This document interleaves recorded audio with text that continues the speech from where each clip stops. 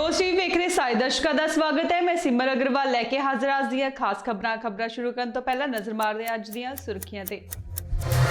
आम आदमी पार्टी पंजाब ने 2022 ਦੀਆਂ विधान सभा चोणां की तैयारी की शुरू। आम आदमी पार्टी वालों करवाए समागम च 88 विधान सभा के 329 ब्लॉक प्रधानों नूं चुकाई गई सौंह।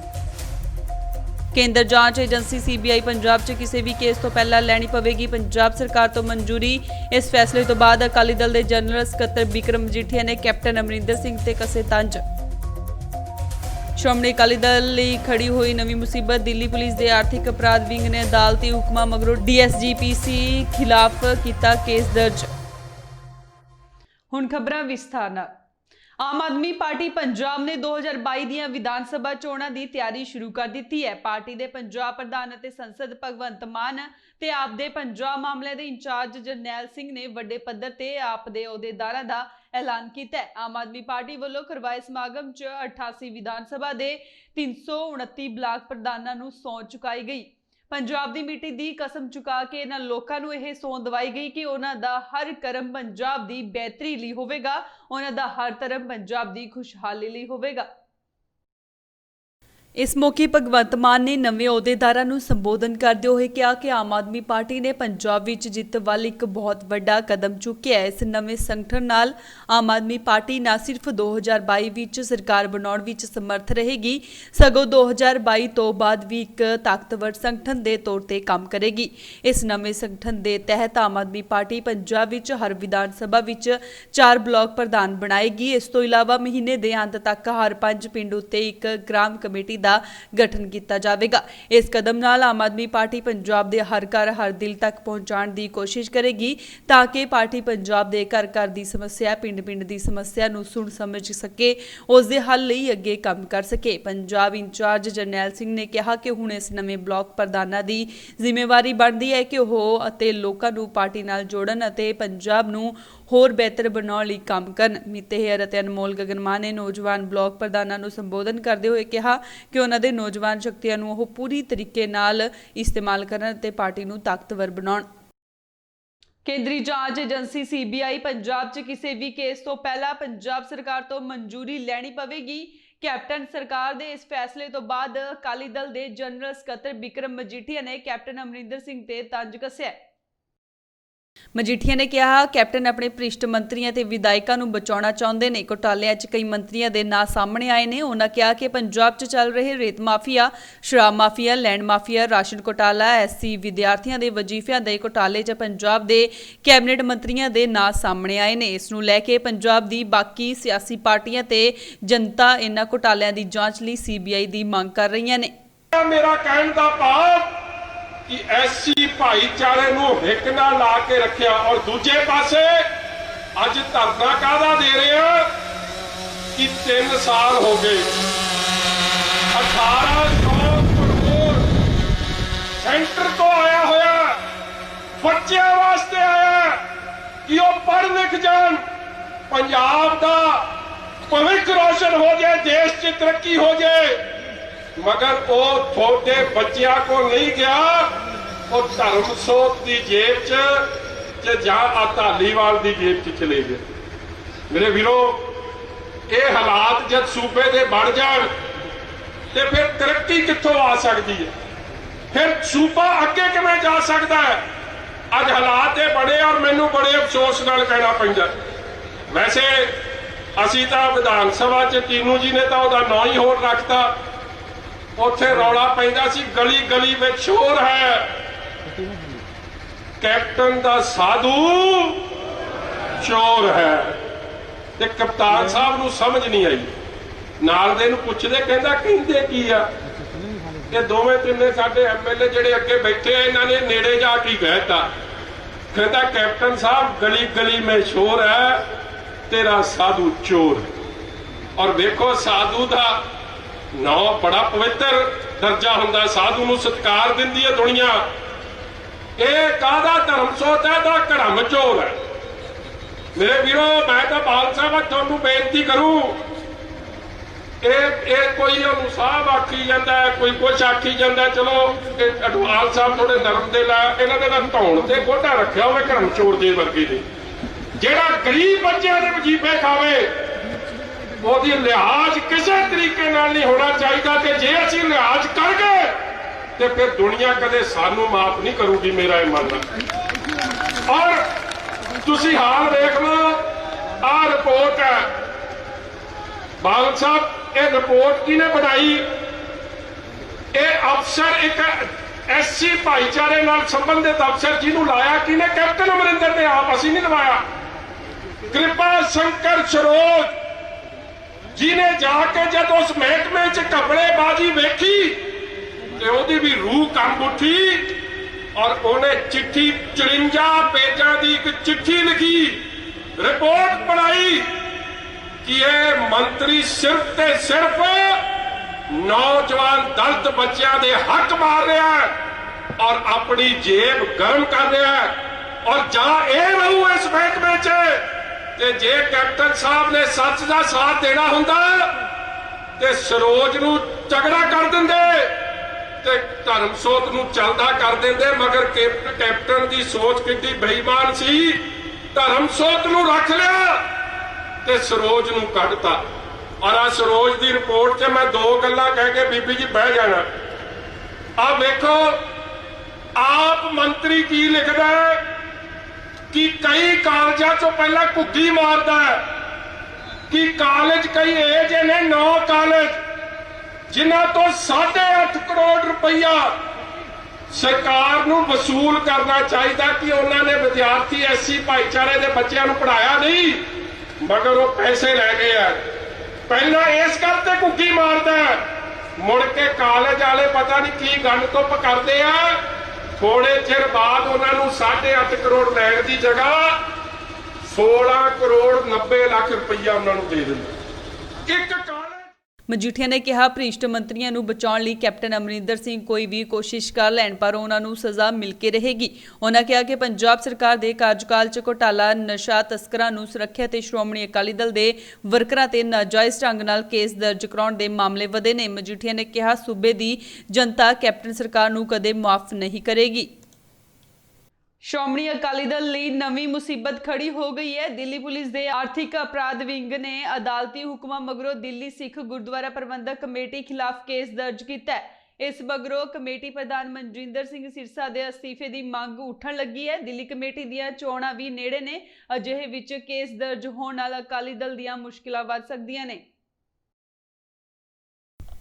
ਦਰਅਸਲ ਇਹ ਕਾਰਵਾਈ ਦਿੱਲੀ ਕਮੇਟੀ ਲਈ ਟੈਂਟ ਲਾਉਣ ਵਾਲੀ ਕੰਪਨੀ ਦੇ ਸਾਲ 2013 ਵਿੱਚ ਬਿੱਲਾਂ ਦੀ ਅਦਾਇਗੀ 'ਚ ਘੁਟਾਲੇ ਕਰਨ ਤੇ ਕੀਤੀ ਗਈ ਹੈ। ਇਹ ਕੇਸ ਸ਼੍ਰੋਮਣੀ ਅਕਾਲੀ ਦਲ ਦੇ ਕਾਰਕੁਨ ਵੱਲੋਂ ਦਾਇਰ ਕਰਵਾਇਆ ਗਿਆ ਸੀ। ਇਸ ਮਾਮਲੇ ਵਿੱਚ ਸਿਰਸਾ ਖਿਲਾਫ ਸ਼ਿਕਾਇਤ ਕੀਤੀ ਗਈ ਸੀ। ਹੁਣ ਸਿਰਸਾ ਨੇ FIR ਦੀ ਕਾਪੀ ਜਾਰੀ ਕਰਦੇ ਹੋਏ ਕਿਹਾ ਕਿ ਇਹ ਮਾਮਲਾ ਦਿੱਲੀ ਕਮੇਟੀ ਦੀ ਪ੍ਰਬੰਧਕ ਕਮੇਟੀ ਖਿਲਾਫ ਹੈ ਤੇ ਇਹ ਸਰਨਾ ਭਰਾਵਾਂ ਦੀ ਚਾਲ ਹੈ। ਸਿਰਸਾ ਨੇ ਕਿਹਾ ਕਿ ਉਹ ਹਰ ਜਾਂਚ 'ਚ ਸ਼ਾਮਿਲ ਹੋਣ ਲਈ ਤਿਆਰ ਨੇ ਤੇ ਉਹ ਤਤਕਾਲੀ ਪ੍ਰਧਾਨ ਮਨਜੀਤ ਸਿੰਘ ਜੀਕੇ ਦੀਆਂ ਕੀਤੀਆਂ ਦਾ ਹੀ ਨਤੀਜਾ ਭੁਗਤ ਰਹੇ ਨੇ ਕਿਉਂਕਿ ਟੈਂਟ ਮਾਮਲੇ ਵਿੱਚ ਜੀਕੇ ਨੇ ਹੀ ਹੁਕਮ ਦਿੱਤੇ ਸਨ। ਕੱਲ ਝੂਠਾ ਪ੍ਰਚਾਰ ਕੀਤਾ ਗਿਆ ਕਿ ਕਮੇਟੀ ਨੇ FIR ਲੌਂਚ ਕੋਰਟ ਨੇ ਕੀਤੀ ਆ, ਉਹ ਮਨਜਿੰਦਰ ਸਿੰਘ ਸਿਰਸਾ ਦੇ ਖਿਲਾਫ ਕੀਤੀ ਆ। ਜਦੋਂ ਮੇਰੇ ਖਿਲਾਫ ਕੋਈ FIR ਨਹੀਂ ਲੌਂਚ ਕੀਤੀ ਗਈ, FIR ਲੌਂਚ ਕੀਤੀ ਗਈ ਆ the governing body of the agency and others resident of Gurudwara Karmai Sahib complex New Delhi 110001 ਫਿਰ ਦੱਸਦਾ details of the known suspect unknown accused with particulars governing body of the agency and others resident of Gurudwara Karmai Sahib। ਇੱਕ ਗੱਲ ਦੂਜੀ ਗੱਲ ਮੇਰੇ ਇਕੱਲੇ ਦੇ ਖਿਲਾਫ ਪਰਮਜੀਤ ਸਿੰਘ ਸਰਨਾ, ਅਮਰਿੰਦਰ ਸਿੰਘ ਸਰਨਾ, ਮਨਜੀਤ ਸਿੰਘ ਜੀਕੇ ਤਿੰਨਾਂ ਨੇ ਮਿਲ ਕੇ ਮੇਰੇ ਇਕੱਲੇ ਦੇ ਖਿਲਾਫ ਕੰਪਲੇਂਟ ਦਿੱਤੀ ਸੀਗੀ। ਲੇਕਿਨ ਜੱਜ ਸਾਹਿਬ ਨੇ ਵੀ ਆਪਣੇ ਆਰਡਰ ਅੰਦਰ ਬਿਲਕੁਲ ਕਲੀਅਰ ਵਰਡਸ ਅੰਦਰ ਲਿਖ ਕੇ ਕਿਹਾ ਕਿ ਇਹਦੇ ਅੰਦਰ ਕੋਈ ਹੇਰਾਫੇਰੀ ਨਹੀਂ ਹੋਈ। मैं भी जरूर दोबारा तो पढ़ के देना चाहूँगा। Police has inquired Satish decorators, they have approved the bill Satish Pruthi, Raja Pruthi in the capacity of proprietor of Raja Tent House and Mrs. Raging Ball and has stated that this tent house was not having service tax number, therefore the agency refused to make any payment क्योंकि ਉਹਦੇ ਕੋਲ ਰਾਜਾ tent ਦੇ ਨਾਮ ਦਾ service tax number ਨਹੀਂ ਸੀ, ਇਸ ਕਰਕੇ Delhi committee ਨੂੰ ਪੈਸੇ ਦੇਣ ਤੋਂ ਮਨਾ ਕਰ ਦਿੱਤਾ। ਉਹਨੇ ਅੱਗੇ ਦੱਸਿਆ ਹੈ the rising ball he has sent challenge of rising ball to claim the payment and further stated by him that he has provided services to the agency tune of 2 crore rupees, only 70 lakh has been paid and he still owns 80 lakh rupees to him। ਉਹਨੇ ਕਿਹਾ ਕਿ ਮੈਂ 70 ਲੱਖ ਮਿਲਿਆ, ਮੈਨੂੰ 80 ਲੱਖ ਅਜੇ ਵੀ ਲੈਣਾ ਕਿਉਂਕਿ ਸਾਡੇ ਮੁਤਾਬਕ 70 ਹੀ ਬਣਦਾ ਸੀ। is stated that challans mentioned on serial number 1 to 55 filed by the complainant are challans mentioned in serial number is firm challans and no bogus challan has been made. The doubling of challan is due to the service tax number. ਜਿਹੜਾ ਕਿ ਸਾਡੇ allegation ਲਾਇਆ ਗਿਆ ਸੀ committee ਉੱਤੇ ਕਿ ਅਸੀਂ ਇੱਕ ਕੰਮ ਦੀ ਦੋਹਰਾ ਸਰਵਿਸ ਦਿੱਤੀ, ਪੈਸੇ ਦਿੱਤੇ ਨੇ।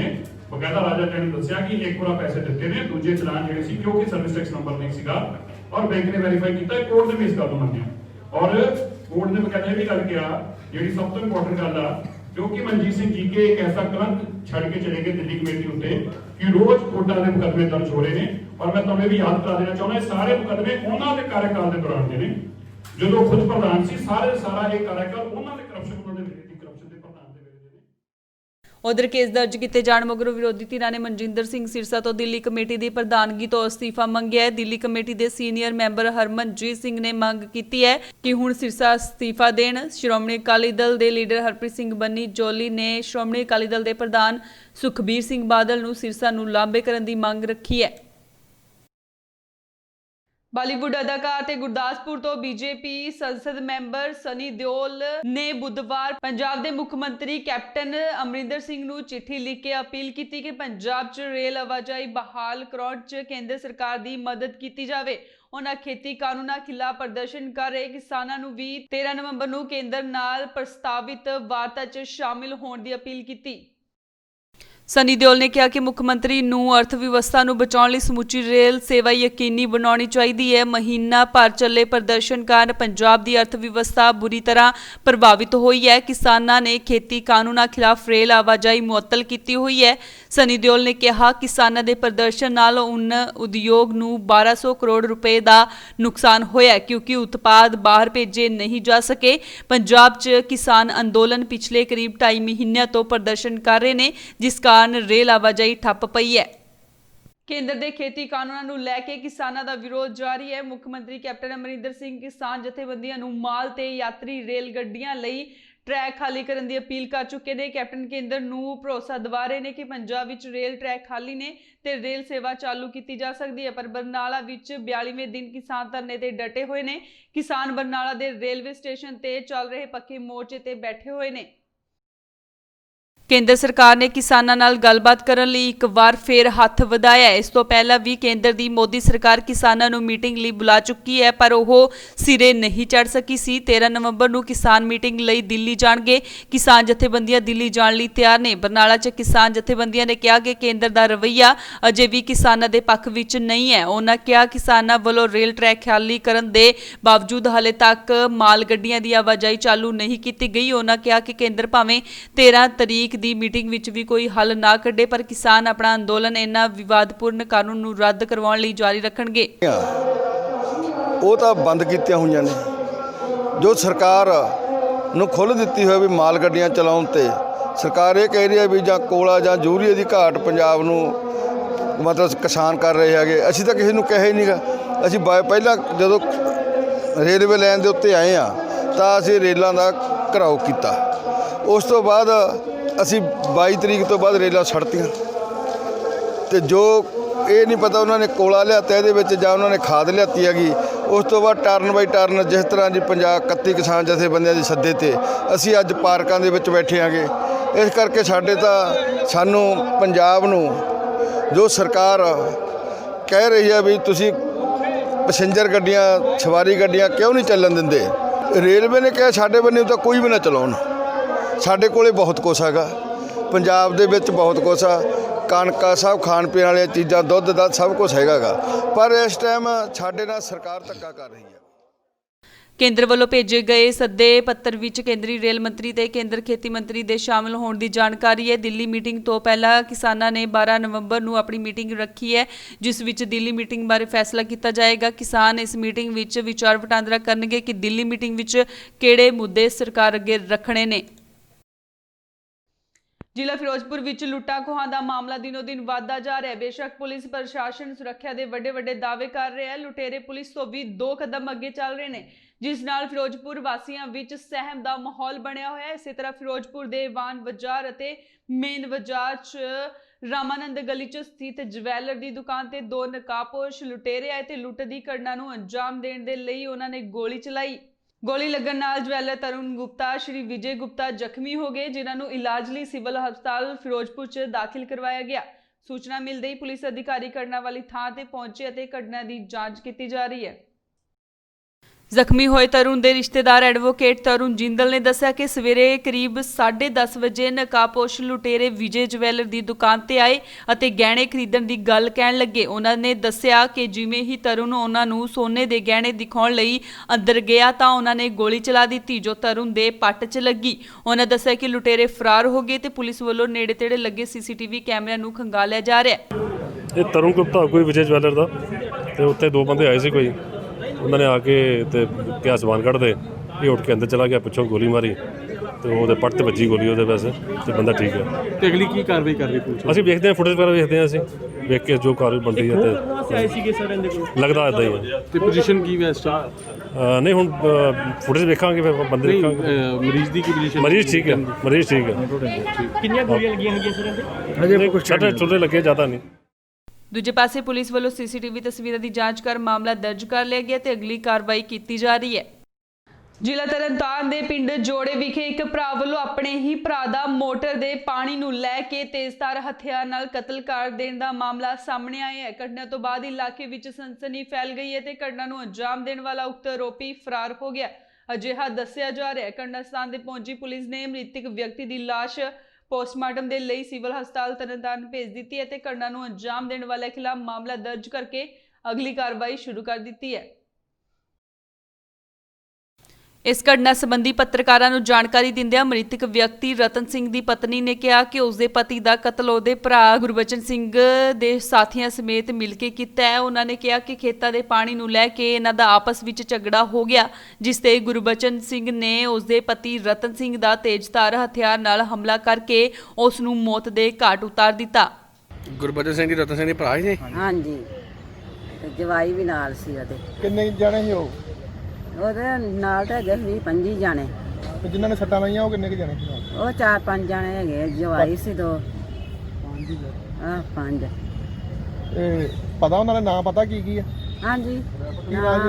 ਮੁੰਡੇ ਦਾ ਨਾਂ ਉਹਨਾਂ ਦੇ ਪਿਓ ਦਾ ਨਾਂ ਗੁਰਬਚਨ ਸਿੰਘ ਹੈ, ਮੁੰਡੇ ਵੱਡੇ ਦਾ ਨਾਂ ਭੇਜਾ ਹੈ, ਨਿੱਕੇ ਦਾ ਨਾਂ ਕਿੱਕਰ ਆ, ਤੇ ਇੱਕ ਦਾ ਨਾਂ ਜਵਾਈ ਦਾ ਨਾਂ ਪੰਜਾਬ ਆ, ਦੂਜੇ ਦਾ ਨਾਂ ਸੱਤਾ ਹੈ, ਜਲਪੁਰ। ਕੀ ਮੰਗ ਕਰਦੇ ਤੁਸੀਂ? ਸਾਨੂੰ ਸਾਥ ਦੇਣਾ ਚਾਹੀਦਾ। ਇਸ ਦੇ ਨਾਲ ਗੁਰਬਚਨ ਸਿੰਘ ਦੇ ਰਿਸ਼ਤੇਦਾਰ ਨੇ ਕਿਹਾ ਕਿ ਘਟਨਾ ਨੂੰ ਅੰਜਾਮ ਦੇਣ ਵਾਲਿਆਂ ਖਿਲਾਫ ਸਖਤ ਕਾਨੂੰਨੀ ਕਾਰਵਾਈ ਕੀਤੀ ਜਾਵੇ। ਗੱਲਬਾਤ ਕਨੈਕਸ਼ਨ ਦਾ ਦੋ ਭਰਾਵਾਂ ਦਾ ਝਗੜਾ ਸੀ, ਪਰ ਇਹ ਪੰਚਾਇਤਾਂ ਪਾਉਂਦੀਆਂ ਰਹੀਆਂ, ਪਰ ਨਹੀਂ ਵੀ ਉਹ ਆਪਦਾ ਹਿੱਸਾ ਮੰਗਦਾ ਹੈ ਕਿ ਕਨੈਕਸ਼ਨ ਦਾ ਮੈਨੂੰ ਹਿੱਸਾ ਮਿਲੇ।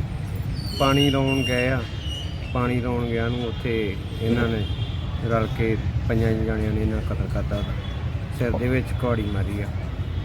ਕੀ ਮੰਗ ਕਰਦੇ ਹੋ?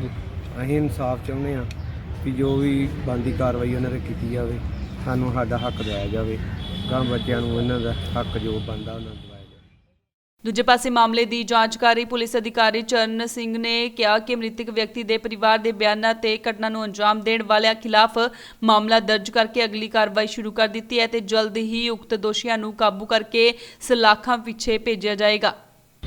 ਇਹ ਜੀ ਕੱਲ 1 ਵਜੇ ਦੋ ਭਰਾ ਨੇ, ਸਰਦਾਰ ਰਤਨ ਸਿੰਘ ਤੇ ਗੁਰਬਚਨ ਸਿੰਘ, ਉੱਪਰ ਹੈਗੇ ਆ ਦਲੀਪ ਸਿੰਘ, ਦੋ ਭਰਾ ਸਕੇ।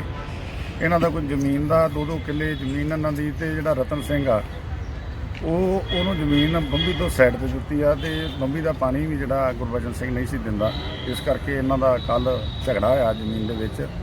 ਤੇ ਜਿਹੜਾ ਗੁਰਬਚਨ ਸਿੰਘ ਪਾਰਟੀ ਵੱਲੋਂ ਰਤਨ ਸਿੰਘ ਦੇ ਸਿਰ ਦੇ ਵਿੱਚ ਸੱਟ ਮਾਰੀ ਗਈ ਆ, ਜਿਹਨਾਂ ਦੀ ਡੈਥ ਹੋ ਗਈ ਆ, ਤੇ ਦੋਸ਼ੀਆਂ ਦੇ ਖਿਲਾਫ ਮੁਕੱਦਮਾ ਨੰਬਰ 269 ਮਿਤੀ 10/11/2020 ਜੁਰਮ 302 ਦੇ ਤਹਿਤ ਦਰਜ ਹੋਇਆ ਜੀ।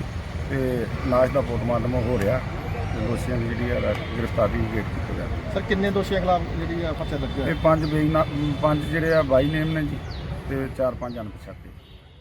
ਦੀਵਾਲੀ ਦਾ ਸਮਾਂ ਤੇ ਅਜਿਹੇ 'ਚ ਲੋਕੀ ਦੀਵਾਲੀ ਦੀ ਖੁਸ਼ੀ 'ਚ ਪਟਾਕੇ ਆਦਿ ਚਲਾਉਂਦੇ ਨੇ, ਪਰ ਇਸ ਵਾਰ ਸਰਕਾਰ ਵੱਲੋਂ ਦੀਵਾਲੀ ਤੋਂ ਪਹਿਲਾਂ ਹੀ ਕਈ ਇਲਾਕੇ ਵਿੱਚ ਪਟਾਕੇ ਬੈਨ ਕਰ ਦਿੱਤੇ ਗਏ ਨੇ, ਜਿਸ ਦੇ ਚੱਲਦੇ ਸ਼੍ਰੀ ਮੁਕਤਸਰ ਸਾਹਿਬ ਵਿਖੇ ਕੁਝ ਦੁਕਾਨਦਾਰਾਂ ਨੇ ਭੀੜੇ ਬਾਜ਼ਾਰਾਂ 'ਚ ਪਟਾਕਾ ਸਟਾਕ ਕੀਤੇ ਹੋਏ ਨੇ। ਇਸ ਸੰਬੰਧੀ ਪੁਲਿਸ ਵੱਲੋਂ ਅਚਨਚੇਤ ਕੀਤੀ ਛਾਪੇਮਾਰੀ ਦੌਰਾਨ ਕਈ ਦੁਕਾਨਦਾਰ ਦੁਕਾਨਾਂ ਬੰਦ ਕਰਕੇ ਰਫੂ ਚੱਕਰ ਹੋ ਗਏ।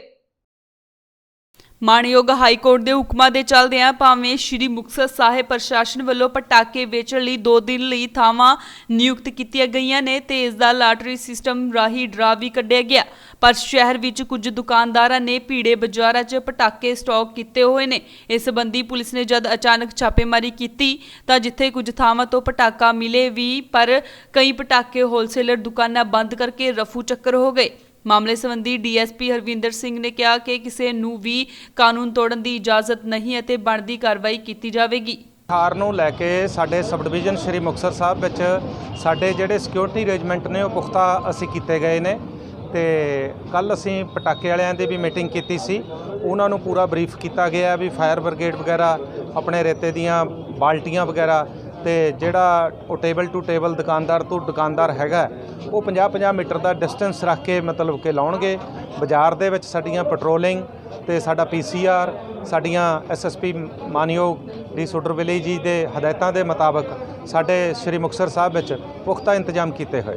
ਅਧਿਕਾਰ ਹੈ ਜੀ, ਜਿਨ੍ਹਾਂ ਨੇ ਲੀਗਲ ਰੱਖੇ ਹੋਏ ਨੇ ਜਾਂ ਆਪਣੇ ਬਗੈਰ ਪਰਮਿਟ ਤੋਂ, ਬਗੈਰ ਲਾਇਸੈਂਸ ਤੋਂ ਕੋਈ ਆਪਣੇ ਘਰਾਂ ਦੇ ਵਿੱਚ ਜਾਂ ਕੋਈ ਸਟੋਰ ਕਰਕੇ ਪਟਾਕੇ ਰੱਖੇ ਹੋਏ ਨੇ, ਸਾਨੂੰ ਕੋਈ ਇਨਫੋਰਮੇਸ਼ਨ ਮਿਲਦੀ ਅਸੀਂ ਇਮੀਡੀਏਟ ਉਹਨਾਂ ਤੇ ਕਾਰਵਾਈ।